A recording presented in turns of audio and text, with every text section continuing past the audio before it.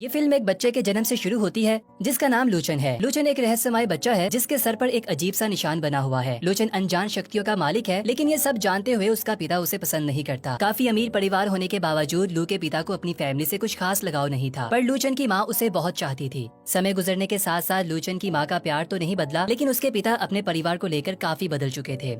घर के हालात की वजह से लू के पिता सब लोगों को लगभग छोड़ ही चुके थे। फिर हम देखते हैं कि दिन के वक्त लूचन की माँ खाना चोरी करते हुए पकड़ी जाती है, जिस पर इसे अथॉरिटी की तरफ से सजा दी जाती है। उधर लूचन चॉकलेट खाते हुए एक गेम शो देख रहा होता है, लेकिन तभी अचानक भीड़ में से एक बच्चा आकर इसकी चॉकलेट को चुरा लेता है। अपनी चॉकलेट को वापस लेने के लिए लू इस बच्चे का पीछा करता है, लेकिन वो बच्चा और इसके दोस्त लूचन का काफी मजाक बनाते हैं और उसे बुली करते हैं और इसके सर से टोपी उतारकर इसके निशान पर मारते हैं, जिससे लूचन को काफी दर्द होता है। तभी अचानक लूचन खड़ा हो जाता है और एक एक करके इन बच्चों का मुकाबला करके इन्हें मारने लगता है। लूचन की ताकत को देखकर सभी हैरान नजर आते हैं। कुछ लोग लू को ऐसा करने से रोकते हैं। वहीं दूर किंग का एक सेनापति ये सब कुछ देख रहा होता है। वो लूचन के पास आकर इसे अपने साथ ले जाने की बात करता है। उधर लू की माँ जो कि जख्मी है और इसे महल से बाहर निकाल दिया जाता है। किंग का सेनापति लू की माँ से बात करता है, आपके बेटे में बहुत कमाल की शक्तियाँ हैं और वह बड़ा होकर एक अच्छा योद्धा बन सकता है। आप मुझे इसे अपने साथ ले जाने की अनुमति दे दे, मैं इसका ख्याल रखूंगा। लूचन की माँ ये सोचकर हाँ बोल देती है कि ये सेनापति बच्चे का बहुत ख्याल रखेगा, इसे कुंग-फू सिखाएगा।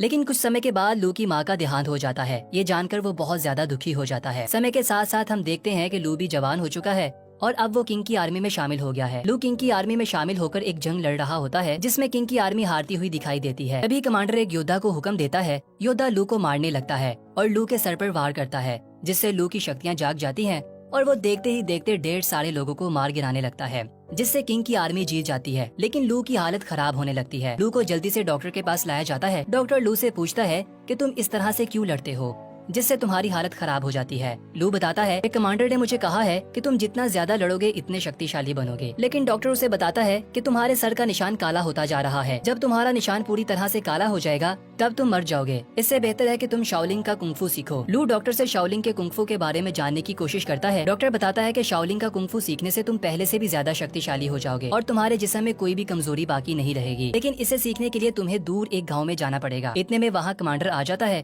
कमांडर और डॉक्टर के बीच में बहस होने लगती है और दोनों आपस में भिड़ने लगते हैं। डॉक्टर कमांडर से लड़ने के लिए शाओलिंग कुंग-फू का उपयोग करता है और कमांडर को बुरी तरह से हरा देता है। लू ये देखकर बहुत हैरान हो जाता है और शाओलिंग कुंग-फू सीखने का इसका शौक और भी बढ़ जाता है। फिर हम देखते हैं कि पैलेस पर फिर से दुश्मनों का हमला हो जाता है। सभी लोग दोबारा से जंग की तैयारी करने लगते हैं। लू डॉक्टर से पूछता है कि कुंग-फू सीखने के लिए कहाँ जाना होगा। डॉक्टर लू को पता बताता है कि ये कला सीखने के लिए तुम्हें ग्रैंड मास्टर के पास जाना होगा, सिर्फ वही तुम्हें शाओलिंग कुंग-फू सिखा सकता है। ये सुनकर लू अपनी मंजिल की तरफ निकल जाता है और एक गाँव से दूसरे गाँव फिर तीसरे गांव तक बहुत मुश्किल से सफर करता है। आखिरकार लू को इस गांव का पता मिल जाता है, जो कि एक दूर बहुत बड़ी पहाड़ी के पीछे है। लू कुछ दिनों के बाद इस गांव में पहुंच जाता है, जो एक छोटा सा गांव है जिसमें लगभग सिर्फ 40 से 50 घर हैं और गांव बड़ी बड़ी चट्टानों के बीच में है। फिर हम देखते हैं कि गांव के लोग अपनी संस्कृति और अपने कल्चर की बहुत रिस्पेक्ट करते हैं और वो वेस्ट के कल्चर और बाहर की दुनिया से अलग रहना ही पसंद करते हैं। लूचन गांव के लोगों से ग्रैंड मास्टर का पता पूछता है, जिस पर गांव वाले इससे एक ही सवाल करते हैं कि क्या तुम यहाँ पर कुंग-फू सीखने आए हो। लू बताता है कि मैं ग्रैंड मास्टर से शाओलिंग का कुंग-फू सीखने आया हूँ और ग्रैंड मास्टर की तलाश में हूँ। गांव के लोग लू को बताते हैं कि ये कला सिर्फ हमारे गांव के लोगों के लिए है। हम नहीं चाहते कि हमारी कला किसी और के पास जाए, इसीलिए यहाँ से चले जाओ। इतने में एक बड़ी सी गाड़ी में यूनी नाम की लड़की और जिंग नाम का लड़का लू के साथ टकरा जाते हैं। गाड़ी टकराने से लू बेहोश हो जाता है। बेहोश हुए लू को यूनी पकड़कर उठाती है और इससे पूछती है कि तुम ठीक हो, कहीं तुम्हें चोट तो नहीं लगी।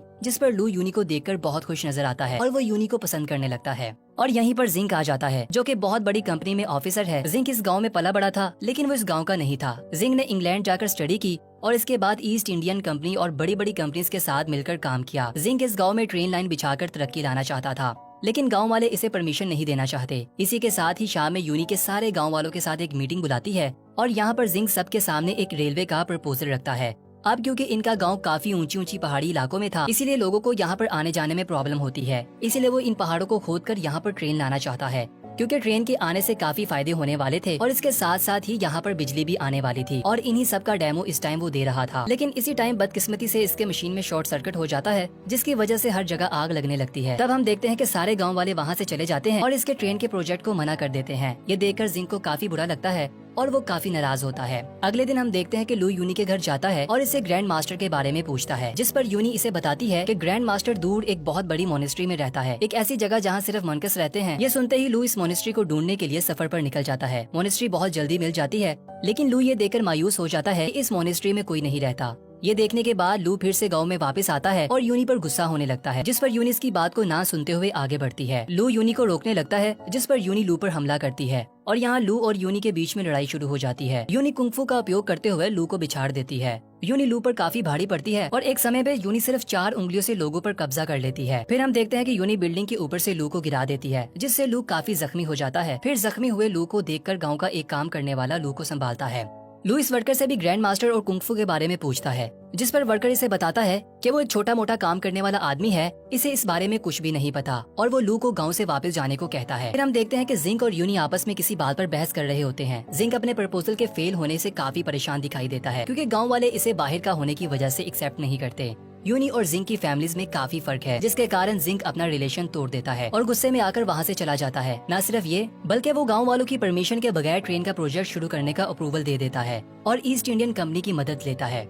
फिर हम देखते हैं कि गांव में रहते हुए लू काफी लोगों से पीटने के बाद कुंग-फू की कला सीखने लगता है और मूव्स की प्रैक्टिस के लिए वो जंगल में जाता है। तभी वहाँ वो वर्कर आ जाता है। लू वर्कर को बताता है कि इसने आम कुंग-फू भी इसी तरह से सीखा था। वर्कर लू को बताता है कि अगली बार जब तुम किसी से लड़ो तो जो मूव्स वो तुम्हारे खिलाफ इस्तेमाल करे, इन मूव्स को कॉपी कर लेना और वही मूव्स इसके खिलाफ इस्तेमाल करना। लू ऐसा ही करता है।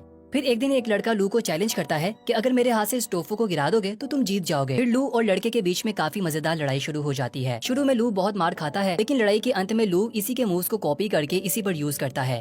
अचानक किसी के धकेलने से लू लड़के पर गिर जाता है, जिससे तोहफा नीचे गिर जाता है और लू ये लड़ाई जीत जाता है। फिर हम देखते हैं कि यूनी उसी वर्कर को डांट रही है और इस पर नाराज होती है कि तुमने हमारे गाँव का कानून तोड़ा है, तुमने इस लड़के को मूव सिखाए हैं। तभी लू ये देखकर हैरान हो जाता है कि इसे धक्का देने वाला कोई और नहीं बल्कि वो वर्कर था, जबकि लू को लगता था कि शायद धक्का देने वाला ग्रैंड मास्टर ही हो सकता है। यूनी उस वर्कर को काफी डांटती है, जिस पर वो वर्कर बताता है कि मैंने इसे कोई मूव नहीं सिखाया। ऐसा कहने के बाद वो वर्कर वहाँ से चला जाता है। अब इसी दिन इनके गांव में एक बहुत बड़ी मशीन आती है, जिसकी वजह से वहाँ गांव में एक काफी बड़ा भूकंप आने लगता है। इसीलिए इस गांव का काफी नुकसान हो जाता है।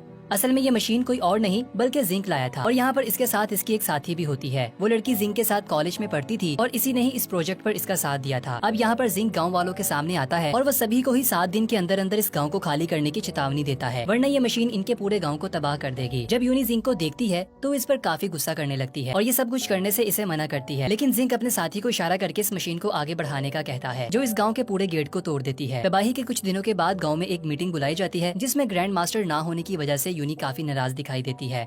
फिर हम लू को देखते हैं, जिसके साथ वही वर्कर होता है। वो वर्कर लू को बताता है कि तुम्हारे पास अच्छा मौका है कि तुम गांव वालों के सामने खुद को अच्छा साबित कर पाओ और हमारी मदद करो, जिस पर लू वर्कर की बात मानते हुए गांव की मदद करने को तैयार हो जाता है। वर्कर लू को जिंक की इस मशीन के अंदर भेजता है ताकि मशीन को नष्ट करने के लिए कोई प्लान बनाया जा सके।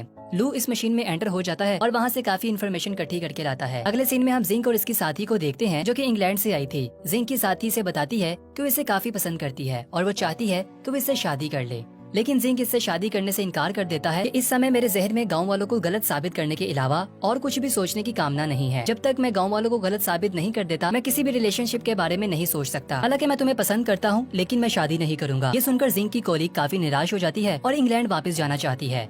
यूनी ये सब कुछ सुन लेती है और सुनकर जिंक से और भी ज्यादा निराश हो जाती है। तभी वहाँ पर यूनी एक किताब देखती है। वो किताब और कुछ नहीं बल्कि इस विशाल मशीन की मेन्यू बुक है।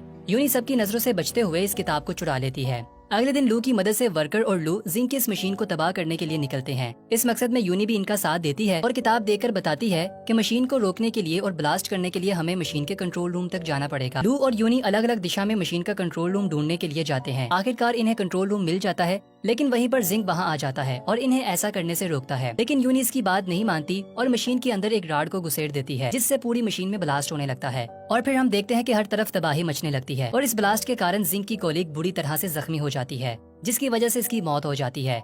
ये सब देखकर यूनी बेहोश हो जाती है। लू यूनी को उठाकर गांव वालों के पास ले जाता है, जहां पर सभी लोग मौजूद होते हैं। तो दोस्तों, यहाँ पर हमें बहुत ही हैरानकुन बात पता चलती है कि ग्रैंड मास्टर कोई और नहीं बल्कि वही वर्कर था जो लू चेन की मदद कर रहा था। ग्रैंड मास्टर सभी लोगों को बताता है कि वो नहीं चाहता था कि गांव का कोई भी शख्स इस लड़ाई में हिस्सा ले, इसीलिए मैंने लू की मदद ली। और क्योंकि जिंक की कोलीग इस घटना में मारी गई है, तो बहुत जल्द ही ईस्ट इंडियन कंपनी अपनी आर्मी लेकर हमारे गाँव पर हमला करेगी और हमें इस हमले का डटकर मुकाबला करना है, जिसके लिए सभी लोग जंग की तैयारी करें। सब लोग जंग की तैयारी करने के लिए जुट जाते हैं और इतने में ईस्ट इंडियन कंपनी की आर्मी गांव पर हमला कर देती है और यहाँ पर दोस्तों सभी लोगों के बीच में एक कमाल की जंग होने लगती है। जिंक खुद को हारता हुआ देखकर अपने साथियों को लेकर वहाँ से भाग जाता है। ग्रैंड मास्टर भी इस लड़ाई में हिस्सा लेते हैं और बहुत सारे योद्धाओं से अकेले लड़ते हैं। लू इस लड़ाई में कुंफू और अपनी ताकत की मदद से कमाल की लड़ाई लड़ता है, जिसके कारण इसके सर का निशान फिर से काला हो जाता है। ईस्ट इंडियन कंपनी के लोग वहाँ से भाग जाते हैं। फिर हम देखते हैं कि गांव के सभी लोग हेड के पास चले जाते हैं, जहाँ पर लूचन को इसके किए की सजा देनी थी। लूचन पर ये आरोप होता है कि इसने बाहर का होते हुए गाँव का कुंफू सीखा, जिसके कारण इसे मौत की सजा दी जाएगी। वहीं पर यूनी और ग्रैंड मास्टर इस फैसले को नहीं मानते। तभी यूनी कहती है कि लूचन हमारे गाँव का नहीं था। फिर भी एक छोटी सी चीज कुंफू सीखने के लिए वो यहीं पर रुका रहा और अपनी जान की परवाह ना करते हुए गांव के लोगों की जान बचाई और इनको प्रोटेक्ट किया। ये कहने के बाद यूनी अपना फैसला सुनाती है कि मैं लू से शादी करूंगी।